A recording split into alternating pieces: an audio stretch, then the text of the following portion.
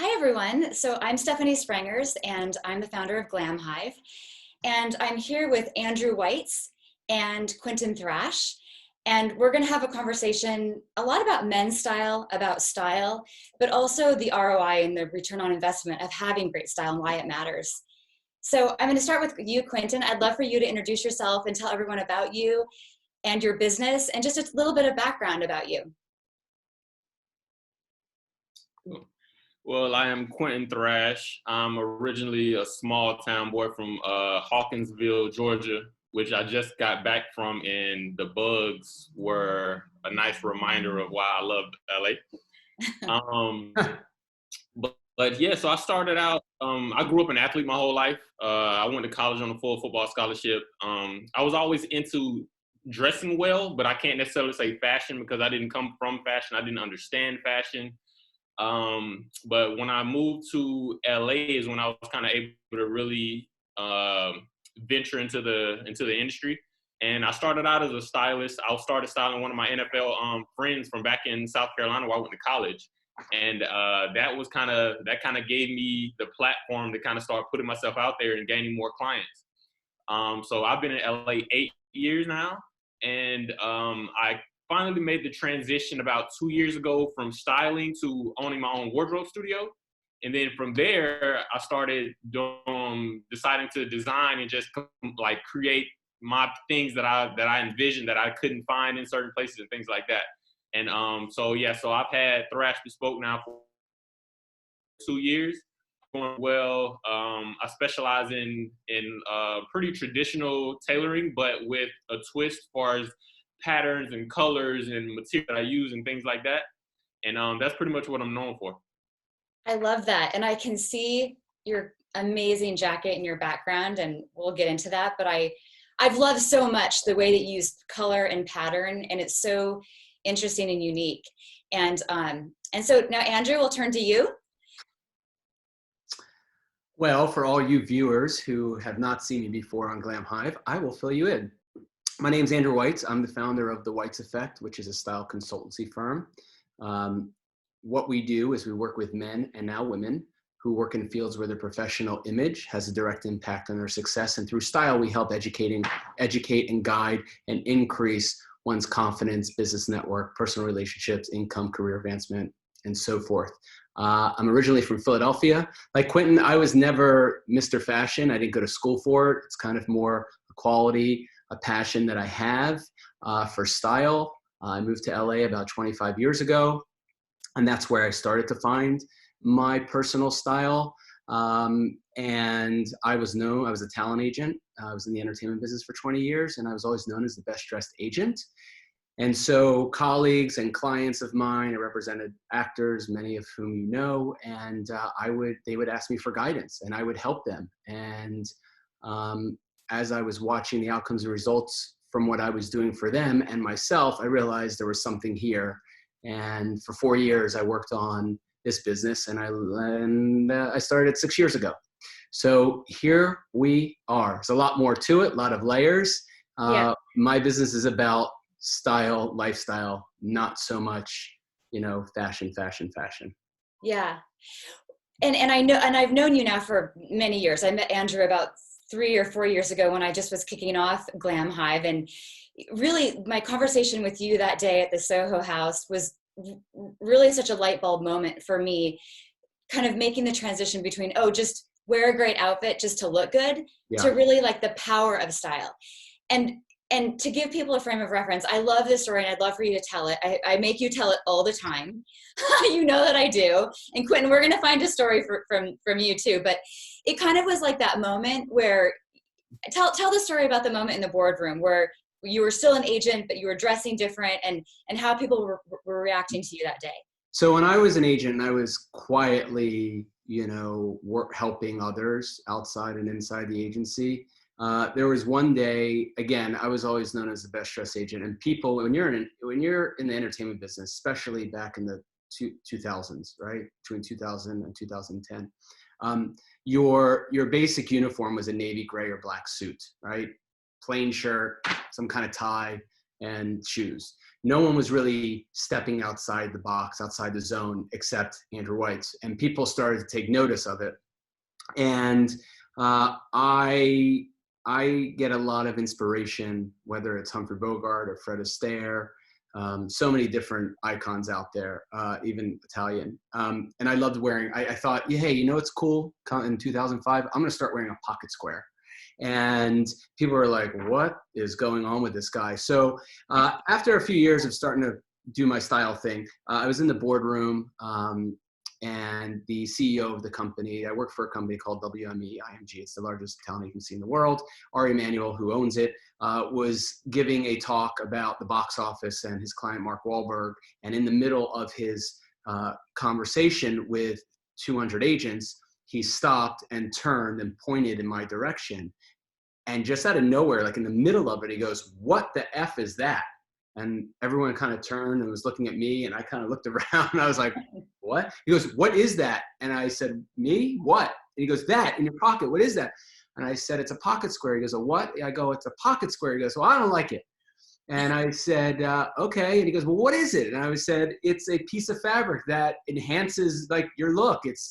It's timeless. It's classic. It's old school. It gives something other than just wearing a dull suit." And he was like, "Well, it's fucking ugly."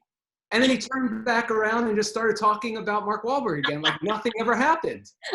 And, you know, what you just said is very true. That's the aha moment for me, because that virtually called me out in front of my peers and in general. And it is, as much as one would sit there and go, "Oh my God, should I tuck it back in? Should I take it out?"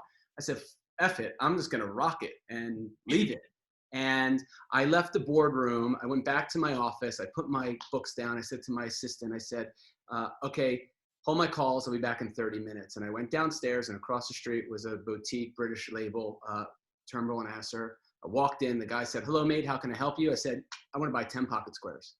And I came back. And since then, I was known as the pocket square guy, the pocket square agent.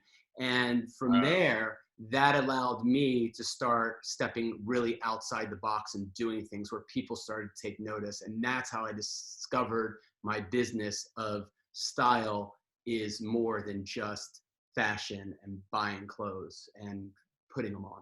Yeah, I love that story. And so, Quintin, I imagine that if you transitioned from an athlete, do you have a moment like that where you were, you know, called out, or it was a moment where people really recognized your style? Does that? I think I've always kind of been that person to go against the grain. So I was always kind of known for being different. But like I said, I didn't really know what I was doing. I was just being genuine. I was just being genuinely me. You know what I mean? And I remember when I went to college, my freshman year, and I would get dressed every day for school. And my teammates were like, "Bro, that ain't gonna last that long. Like, you're gonna be wearing sweats just like the rest of us." I'm like, I'm built a little different from y'all. So, but like that stuck with me. Like, that's just kind of what I end up becoming known for, is, you know what I'm saying, being the guy who dresses well. And I would say my aha moment was when I met this lady by the name of Renee. I can't remember her last name, but she introduced me to thrifting at the time. Mind you, I was a college student at the time. I didn't have, you know what I'm saying, much money or whatever. So she introduced me to thrifting. And that's when I found all these one-of-a-kind pieces, or these vintage blazers and things like that. And once I started buying those kind of pieces and getting them tailored to where they fit more modern and they fit my physique, that is what took me over the top and got me a lot of recognition, especially once the social media world came about with the Instagrams and the Facebooks and things like that. That's what kind of helped me transition. Yeah. And so did you just kind of just have naturally great taste? Yeah. Honestly, I did. Yeah. I can't really explain it. Like I said, I didn't come from a fashion background. My family's very small town, country people, you know what I mean? Dirt roads, that type of stuff. And I just always, I don't know, I just always thought different. I look in magazines and the internet and things that I saw on TV, and I just be intrigued by them. And I was just like, if these people on TV can dress like this, or they can wear these type of things, or they can create these type of things, why can't I? And that's what kind of like set me apart from everyone else, because everyone else was kind of confined to what they knew of and what everyone else was doing. And I was trying to think outside of the box because of what I was seeing on TV. I knew that those people were the exact same as me. I was just confined to a small area where I didn't have much access. Mm-hmm. That's amazing. I love that story. And you both of you, I think, as men, I think men think about tailoring maybe more than women naturally do. So tell us why tailoring makes a difference. This is like the biggest aha I've had in talking to so many stylists is the difference that it makes. And so maybe Quintin, we'll start this question with you because you make clothes, but what is it about tailoring that most people don't know, and why does it make a difference? Yeah, it was a really big important thing for me because I'm one of those people who has a weird body shape. I'm athletic. I'm 6'4", but my waist is a 31. So I can't find things off the rack. It just doesn't exist. And if I do, they're extremely wide in the waist or in the shoulders and things like that, or the sleeves are super short. So that's what made me really get into design, because even if I find like cool things off the rack or in vintage stores, they would never fit me well, and I had to do crazy alterations to them. So that's what made me start designing. But being an athlete is like your body is just either you can be super bulky or you can be super trim.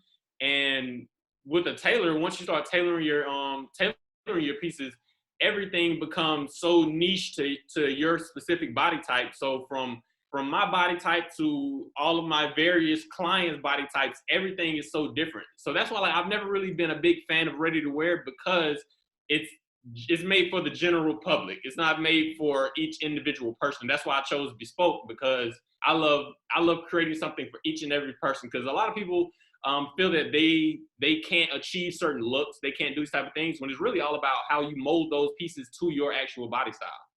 Yeah. And Andrew, I know you work with athletes also, and I was lucky that Andrew and I presented at a corporate event, and I know that Andrew brought someone on stage, and it was like real estate agents, and you had someone come on stage, and I think Andrew had the clips, and you just took a guy that looked fine. I mean, fine, not remarkable, but fine. And just by like putting up the shoulders or pulling in a thing or pulling, all of a sudden this guy went from a little bit schleppy, dad-like, to like actually pretty baller, like looking a lot better. And so Andrew, what do you, when you work with clients, how do you talk about tailoring?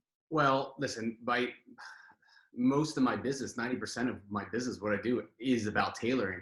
I started an online club membership, and one of the things I said in the beginning is there's going to be a lot of repetition, and a lot of it's going to have to do with tailoring. And I keep getting these questions from these club members: how to tailor.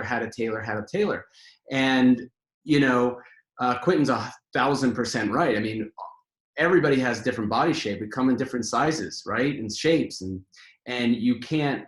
There are people who just cannot fit into ready to wear clothing, and it's the same challenges a lot of these guys have. If there are certain waist size, but the thighs are too big, but their ankles are small, and they buy this size, and they don't know what to do. And most people don't know. You got to think about it this way: most guys don't understand or don't know tailoring. They don't even know. When I speak to clients, they don't even know, just tweaking just a little bit, how much of a difference it will make. They don't understand that you have way too much fabric on your arm here. Let's take it in. I'm wearing a polo. They don't understand that if this is super baggy and there's so much space in here, you can just clip that, take that in, and show off your arm a lot better. There's so many little nuances to play with that help men. I love Bespoke. I love made to measure. It depends on who the guy is. I work with men and with different shapes and sizes. So I know when something isn't going to work that we are going to customize it. But if you're a guy who's in a sizing of a 48 to 52, chances are you're going to find plenty of good stuff off the rack. It's just a matter of what their body type is. And if you really want to be unique, if you really want to be different, if you don't want anybody else to have what you have, then you're making something for yourself, something special, and you can play with all the details and you can have it however you want. But like he said, I mean, he's 6'4", a waist of 31. he goes, buys the 31 off the rack. He won't get his leg in. And if he does, that thing's being cropped at his calf, you know, he's not even getting to what he wants. So it's great when you can find the custom and it's not just suiting. Like it becomes your denim, it becomes polos, it becomes sweaters, it becomes jackets. There's plenty of people out there that are specialists in those areas, and there's others that make everything. So, but tailoring is everything, everything. Yeah. You know, and you guys are in Los Angeles, which is a pretty image conscious city. Yeah. I live in Seattle, where it's almost a badge of honor to not care how you dress. But I mean, you know, but what I think about so much today, literally in the world of COVID, when we're all on these screens, like I can tell that Quentin, you're just your glasses, your shirt, your everything. It makes me believe that you're creative and dynamic and smart and interesting and all these things. And Andrew, with your polo, and it's, you know, you're athletic and fit, and you know, so you're making all these judgments. And what I think a lot now about, like within corporate America, is that in Seattle, you've got the beautiful Amazon offices with the spheres. You've got the beautiful Barry Diller designed headquarters of Expedia. You know, you've got the Microsoft offices, the Starbucks offices, where these companies have controlled the aesthetic, at least from a building perspective, and now it's all out of their control because all of their executives and employees are on Zoom calls in their own house. Mm-hmm. And so what I think about from a corporate level is how important it is for men and women to really present themselves. And I know, Andrew, you have research that you cite about literally the return on investment of having good style. I think, you know, women kind of know that you need to dress up. I think in America, a lot of men sometimes don't get that. But can you talk about the research that you have on literally the business results of dressing well?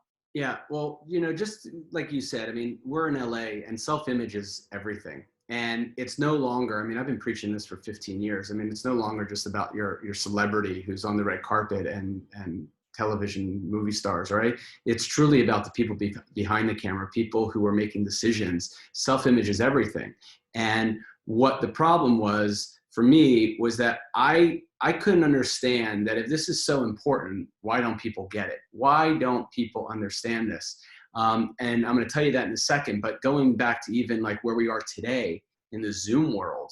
Yeah, in the very beginning, I think most people didn't care. It was like, oh, I'm relaxed, I'm home, we're trying to figure it out. But now this is such a new way of working that my philosophy, although it might not be from head to toe, it's definitely head to waist. So important. And perception has always been everything. I tell people that all the time. You have a millisecond to make an impression when you walk into a room. And now you're in a Zoom call, you have a millisecond to make an impression. People aren't only looking at this, they're looking at everything around you. So if that's not, you know, organized or styled in the right way, you kind of start to think about like, well, who is this person? And it's no different when you watch these talking heads on, you know, any of these news channels. And sometimes I'm like, I don't understand. They got the camera down here. You got this up here. The background is just a wall. I would just think to myself, if they want to present themselves in the right way, they would actually perceive everything about who they are, what they are, and people can believe it even more so. So I said to myself, if this is so important, why don't people get it? And I think it's because people believe that what we do is the only thing that matters, and that people only pay for the work we do, and that dress doesn't matter. And that's not right, because we believe this fallacy because we only see ourselves through our own eyes, right? We don't see ourselves through other people's eyes. So you're kind of only looking at yourself 24 hours a day, 7 days a week. And one of the favorite things I love to tell people, and this is your favorite, Stephanie, is you got to look at it this way, especially now. We are all business cards. We are visual business cards. Granted, before this COVID, most people weren't even giving business cards out, but now like we're really not giving any business cards out. This is it. So you're doing all these Zoom calls and video conferences, and there's a lot of people that don't know who you are. So this is it. This is what you're presenting. And the sooner we realize how important this is, the more will achieve greatness. And when it comes to research, there was a psychologist who surveyed 500 firms on the way they dressed, and he found that relaxed dress led to relaxed manners, relaxed productivity, relaxed creativity. It just was too relaxed, and it's because clothing is like, it's psychology. You know, what you wear affects how you feel, how you act. And there's another study that shows that people can really tell someone's socioeconomic status, their political status, their age, income, whatever it is, all by looking at their shoes, right? So now, if we're not looking at shoes, people can just look at this right here around, and they already have a perception of what they are. Some are right, some are wrong, but that's just the reality of it. Yeah. And Quintin, from your perspective within your, clients that you've worked with, have you felt this, point where you're like, I'm really trying to, preach the gospel of why dressing well matters? Like, within your client base or the people that are in your world, do you feel like you're having to really convince people why it matters? Or are people coming to you from the perception that they already know that they want to have great style? No, I feel like a lot of my clients actually happen to be guys who have no style and probably and honestly don't care to have style. So it's more so a lot of me really trying to push the envelope to get you guys to even think differently about whatever their craft is, their job. I actually have a lot of comedian clients who I battle with them because as a comedian, they like to be received as being very humble. So their jokes, for example, if I have a client who speaks about before he had his success, he feels that he shouldn't dress well, therefore, so his clients can resonate with the stories that he tells. But I'm trying to get him to understand is like, if you're trying to elevate as a comedian, as an artist, every element about you has to elevate, and your client and your fan base is going to understand that. So I was explaining him to even look at all of the more successful comedians. At some point, your success, your fan base has to see that, and because you don't understand that a lot of your fans, they attract to you for different reasons. Not every fan is there for the exact same reason. Some fans are here because of your actual craft. Some fans are here because they want to dress like you. There's clients that are here because they resonate with your background. So I was like, you have to make sure you check all of those boxes off because you never want to leave anything on the table. But so I preach that all the time with my clients because they just don't get it. They don't care. Or they just rather leave it up to someone else like myself, which is hard because you also, aside from what I dress you in, the days that I don't dress you, you still have to keep up that same brand. So I think that's one of the biggest things is making sure they maintain that brand, not just when you're on camera, but when you're in the street as well. Yeah. Can I say something to that? Yeah. Because that's like, dude, it's funny. One, because I just as an agent representing one of the biggest comedians out there, and also being friendly with another biggest comedian out there, both who don't dress well, right? And one of which, it's like his whole thing, his wife cares, but he doesn't care. It's just like he doesn't care. And what's interesting is we're the fans, we're evolving. This fashion style world is very different than it was 10 years ago. And the fans don't care. As long as you're not, showboating and just you're not authentic and you're just out in another world, you're still staying true to yourself, especially if you have someone like me or yourself helping them, just elevating their look. And ultimately, it's really all about the tailoring again. And the greatest thing you just said, which is so funny, is you're creating looks, you're designing, you're tailoring for them, you're putting them in things, right? And then when they're not wearing that, they're kind of off on their own, and they either understand or don't understand or just don't care, like you said, about what they're doing at that point. And when I work with guys, it's the same. It's the same. You're trying to educate and keep them on track, because I love to ask them questions. I like to hear what they have to say. So it gives me a roadmap of like, okay, this is what I'm going to do with you. So you get people who have an opinion.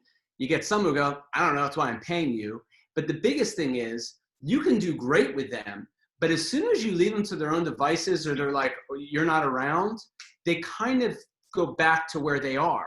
So all of a sudden, they're not even wearing or doing what you've created for them that has just taken them from here to here. They're kind of going back here. And there's nothing more annoying to me when somebody does that I've worked with. I'm at a party and they're like, oh, White, what's up? Yeah, man, he dresses me. I'm like, oh, no, I help him sometimes. Because I'm looking at him like, he is gone. You're not even wearing what I'm wearing. Don't tell people. If you don't look right, if you're not wearing my shit, don't tell people. It's the truth, though, because then someone's looking at it like, really? This is what he does? And it's you have some clients that are fantastic and have molded and drink the Kool-Aid and go with it and have really evolved. I mean, they tell me sometimes how to tailor shit, which I'm like, okay, which is fun. But then you have others who go backwards, and it can be frustrating, especially in your line of work too, man, because I'm an outside salesperson. So I'm doing all different things, what's best for the client. But when you're doing your thing and they're wearing it completely wrong, or they're not doing it the way they're supposed to, or they're just not paying attention and just have thrown it out the window, it's kind of like, why am I here? Why'd I do that? And this doesn't look good on me. And you want it to look good on you. So that's just my thing. I just had to talk about that because I think it's very interesting to hear from your perspective, and then from a guy that's more of the style advisor. And same thing. I want to touch on one other thing, kind of piggybacking off of that. When it comes to personal style, a lot of people don't realize that not just the way that you dress is, like you said, it takes a millisecond for someone to have their first impression. But like everything around you, your lifestyle, the way your office may look, the way your home is decorated, the type of car you may drive, all of those things tell a story about who that person is or who that client may be. And I try to help build that around clients as well, because they think if you just dress well on the red carpet, or if you dress well on the TV, that does it all. It's like, no, you have to embody this lifestyle of who you're trying to be. So I just wanted to. But with that, because I do the same thing, and that's part of the advisory of whether it's your car, whether it's the location you live, whether it's your vacations, what you're doing. I mean, I'm not concierge service, but I do deal with that. And for me personally, I'm not sitting here and saying you need to buy this, and if you can't afford it, forget, just keep going, put yourself in debt, nothing like that. It's, you got to do what's best for them. And it is a real image. And I think that's the whole deal with the social media and Instagram and influencers and so forth. I mean, I think we all know half, if not more than half, of what you see on there anyway is all facade, but it's inspiration and aspiration and motivation for a lot of people. And there are some on there who are authentic and who are real and are smart and don't sell something that does not exist for them. And then there's others that they do, and that won't last forever for them, but the other guys will last a lot longer. So it's really important. And it goes back to, it's not, especially for men, because fashion is such a dirty word and it's scary, and most guys aren't into that. That's why it's style. That's why my consultancy firm, Style Effect, that's why, Thrash is his thing, style. So anyways. It's style. And I think, like, just from a woman's perspective, when you see a guy that's dressed well, you guys really stand out. I mean, it's like, really, you think it's so impressive. And I think if guys could know what women talk about, they would dress just like you told them to all the time. Isn't it funny, the amount of men that are in this world, or even in this country or the city you're in, right? And you're like, oh my God, that guy dresses well. It's like, oh, here's an American in Bangladesh, and you're like sticking out. Like, we're the only person in the room, and it's so crazy that we're the focus. Now it's great, right? And that's what keeps the train going, and why people love it, because they get compliments from men and from women. But it really is the power. So imagine if we all dressed well, then the next thing is the women are going to be like, oh, that guy dressed like a slob, I like him. So, well, it's going to take years to get there. But it's funny how, like you said, we stick out. And you being in Seattle, I work with a client who runs one of those companies. And my whole thing to him was, listen, I know you don't care, and I know you just think this is for your clientele and so forth. I'm like, you run a company. You have employees looking up to you. You're doing Zooms. You're doing interviews. You're traveling. You need to look like you run this company. not like Yes. you're one of the employees. And I don't mean disrespect to everybody, but like that is the point of it. You have to start to up level. We are in 2020. This is the worst year ever, but it is the one year that we get to reset, try things, and, you know, make it happen. Yeah, I love that. And so I would love to just, we have like maybe 10 more minutes, but I would love to hear about like the transformation that it can just be in general, like how do people feel once they've worked with you? What are the transformations that you've seen that kind of roll out through the rest of their life? I know, Andrew, you have some stories because I've heard your talk a bunch. So maybe I'll have you start, and then Quintin, you'll go next. Oh, what am I telling you? Some good stories? Story of transformation, like where people start to dress well, and then they do this better, then they get this part, and then this, and yeah. Sure. 3 examples. One is a CEO. When I sat with him and I told him this is what I could do for him, and he said to me, "Listen, I have relationships. I'm confident, and so forth and so on." I said, "Yeah, I get that, but imagine with all of that, and then add me and multiply that." And he sat there and was like, "I never thought about it that way." And we worked together. And after really like a couple months, but let's call it a full year, he was like a different person. The confidence, like everything about it, like walking into the office, he would tell me, not only he would tell me, people in the office would tell me, because I knew who they were, like, this guy, I don't know what you did, but it is on a whole nother level. So that right there, then taking a guy who was messy and sloppy and working with him and educating him and working with him, his business went up 20% that year, because it just gave him more confidence, as opposed to feeling like I'm just going to this job that I'm doing that I have to do, and I don't even know how to wear the right clothes for what I'm supposed to show up as, and this and that. And working with him, the fact that he told me his revenue went up 20% was huge. And the only thing I want to, really, I mean, there's so many stories. I was just working with someone last week. It's amazing how he's feeling. But I don't know if you're going to ask this, but I just want to make sure we get across that this isn't for people to just go out and spend money or think like, I can't afford this kind of stuff. This is really about investing in yourself and investing in the right pieces that are going to take you further. We could talk about that more if you want, but I want to let Quintin get into his, stories.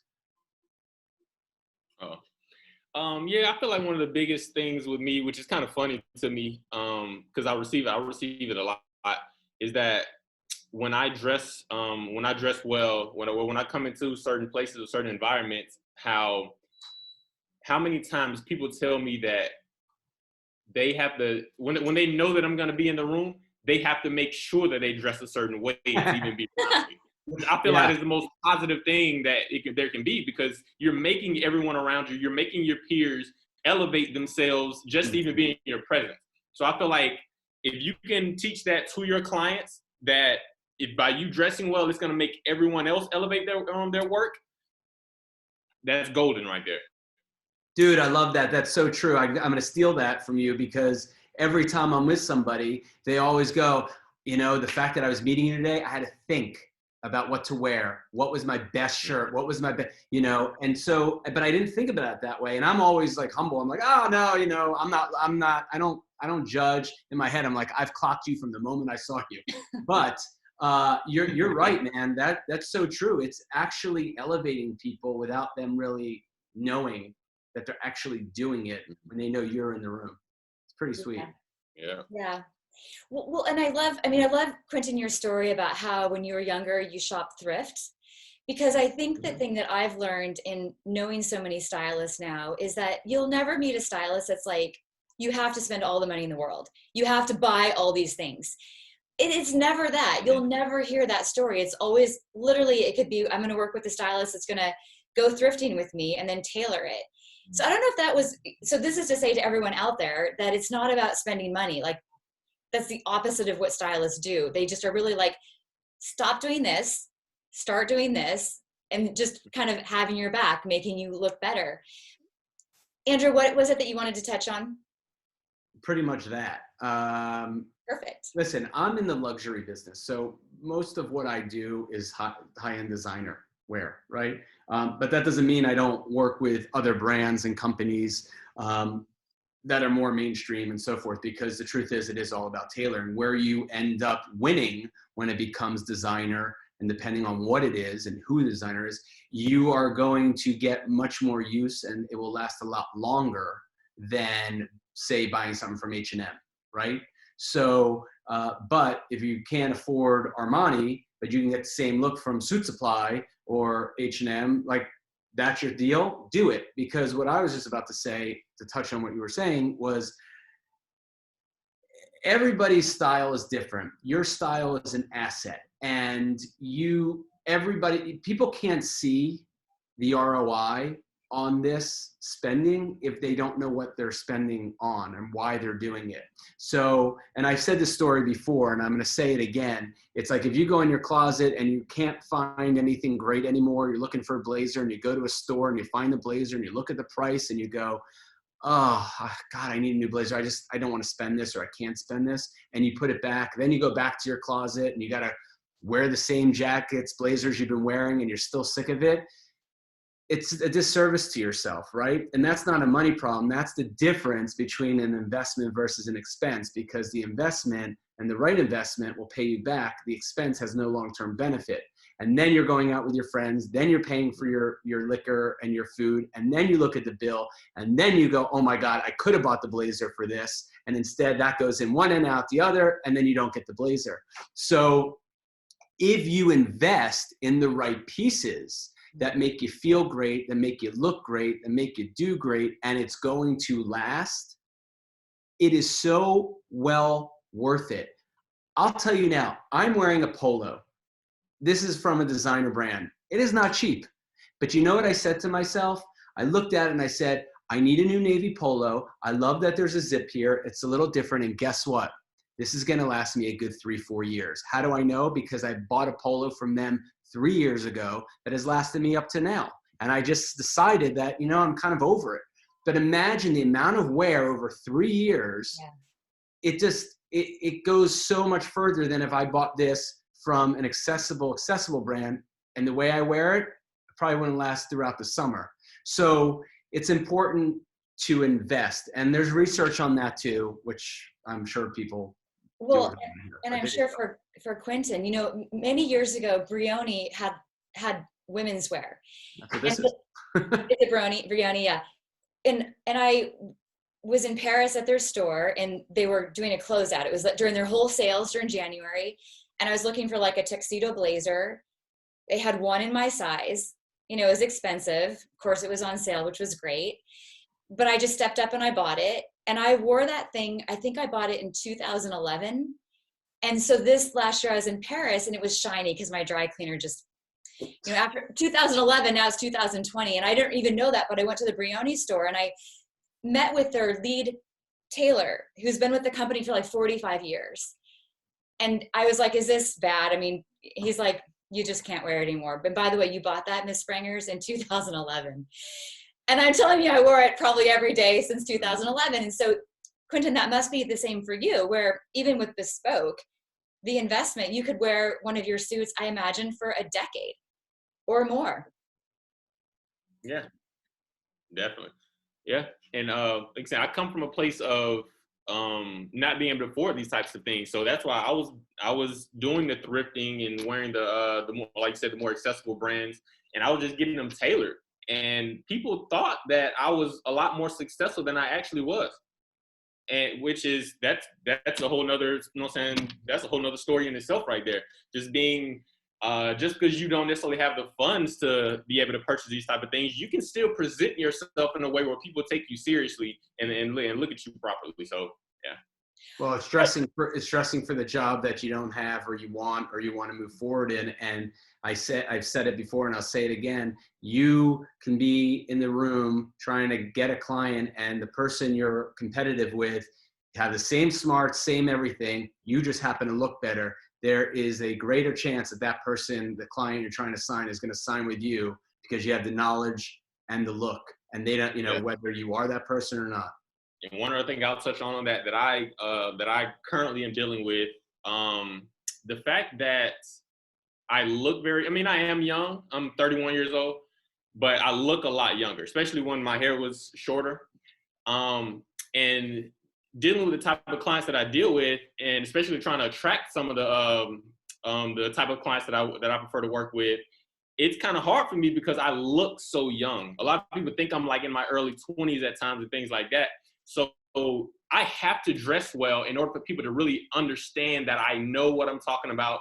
I've been doing this for a while. I'm not as young as I look. I have the knowledge behind everything, but dressing well helps kind of offset that a little bit. Because if I was out here wearing jeans and sneakers with a button up, it's like, you know what I'm saying, that wouldn't get the job done. So I have to dress a certain way for people to actually take me serious, knowing that I'm a younger guy in the bespoke world. Can I ask you something about that? That's actually a really good point. Can I ask him a question, Steph? I would, please do. Yes. Okay. That's really interesting because one, you're 100% right. I think if you are a young person, the way you dress definitely elevates the perception of who you are and can take you a bit more seriously. But do you find with working with clients that, let's say you were just street style, right? And you didn't have to dress up to get that extra step. Do these clients actually think and believe, you know what, you're younger, so I probably don't know if I should trust you, even though you got all the skills and you're crushing it? Because I feel old, Yeah. but I guess it works. So does that really, it really makes a difference? Because I always ask that question because I don't look at it that way. Yeah. You either got it or you don't.